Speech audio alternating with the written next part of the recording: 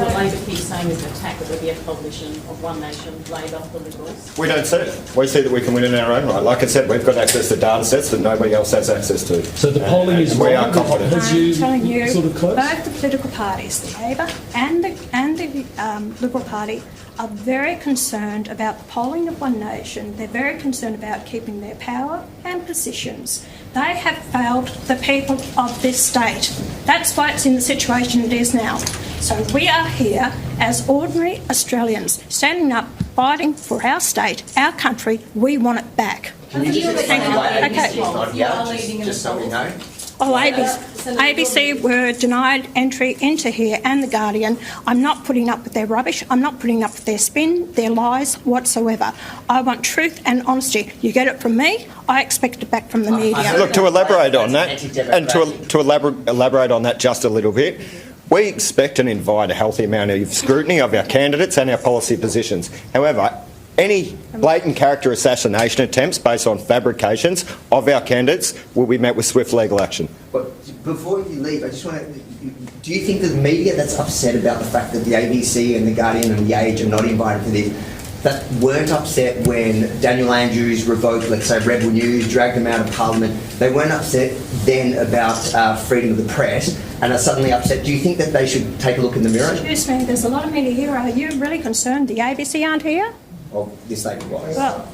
In a democracy, shouldn't all media have access to a press conference, particularly if you're, as you say, running to form government at the November state election? Did you say that to That Daniel Andrews? democracy, I'm sorry, that democracy doesn't happen on the ABC at all. And I'm sick of it's not fair and just in their reporting. So if you want to criticise and have a go at me not putting the truth across, you're not giving me the truth of democracy either.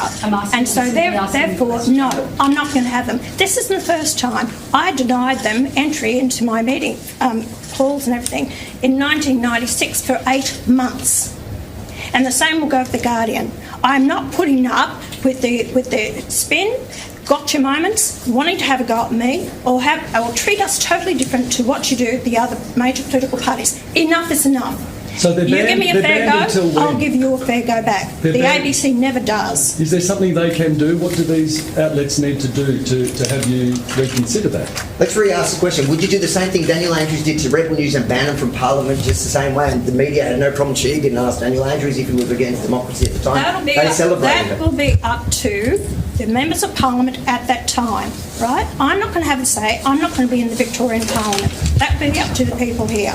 I have control over this today.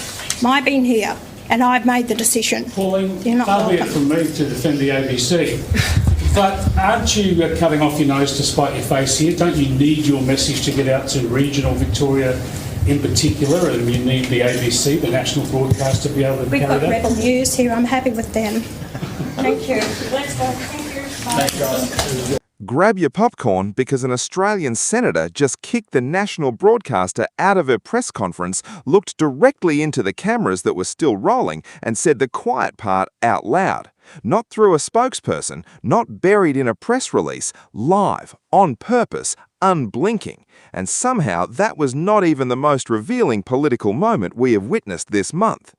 Quick favour, if you are the kind of person who loves Australia and loves to be up to date on what is going on in our country's politics, hit that subscribe button. It helps us keep this channel going.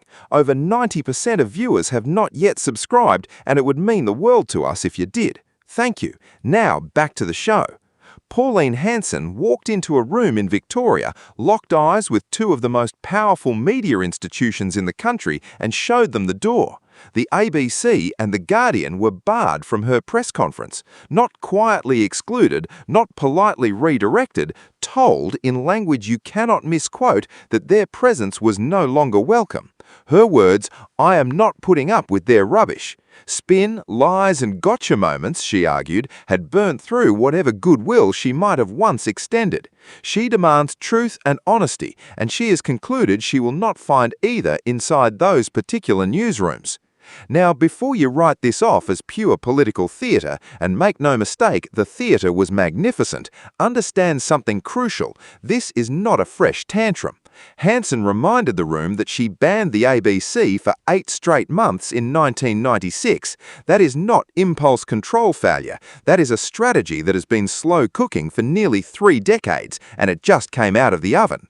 Then she played a card that genuinely scrambled the debate. When critics accused her of undermining democratic access, Hanson pointed to former Victorian Premier Daniel Andrews, who excluded Rebel News from Parliament, and asked where the manufactured outrage was hiding back then. The silence, she suggested, is deafening. Either media access is a sacred democratic principle that applies to everyone, or it is a weapon you brandish only against outlets you personally despise. You cannot stand on both sides of that fence without looking ridiculous, and she knew it. Beneath the fireworks, there is something even sharper at play. One Nation claims it is not merely making noise, it is building genuine electoral muscle. Hanson insists her party is polling strongly enough to win seats in its own right, pointing to proprietary data and momentum that she says has Labor and Liberal operatives genuinely rattled. The pitch is simple and brutal. The major parties have failed, ordinary Australians are fed up, and One Nation is the vehicle for taking the country back. You are free to roll your eyes at the packaging. The polling numbers, if they hold, suggest you should not. And that brings us to the real story humming beneath the headlines. Hanson is making a calculated bet that the old gatekeepers no longer control the keys to public attention. She is wagering that a direct pipeline to voters, through sympathetic outlets, through social platforms, through sheer relentless presence, now outweighs a polite invitation to appear on the evening news. It's a gamble that legitimacy no longer flows downward from institutions. It flows outward from resonance, from feeling authentic, from sounding like someone who is exactly as fed up as you are. By the way, do not forget to like and subscribe. It genuinely helps us keep delivering these breakdowns straight to your feed. Of course, there is a warning label attached to all of this. When politicians can curate their own media bubbles, selecting who gets access and who gets frozen out, accountability doesn't just bend, it evaporates. Hanson frames it as self-defense against entrenched bias. Her detractors call it a blueprint for dodging hard questions. The uncomfortable truth is that both readings can be correct at the same time, and both demand your attention. The spectacle might look like a sideshow, but the playbook is being written in real time before our eyes. Whether you admire Pauline Hanson or can't stomach the sight of her, the rules of political communication are shifting beneath everyone's feet. The real question is not whose side you take on who got allowed through the door. The real question is what happens when every politician starts deciding for themselves who qualifies as a legitimate journalist and who is simply, in her words, rubbish. Thanks for watching.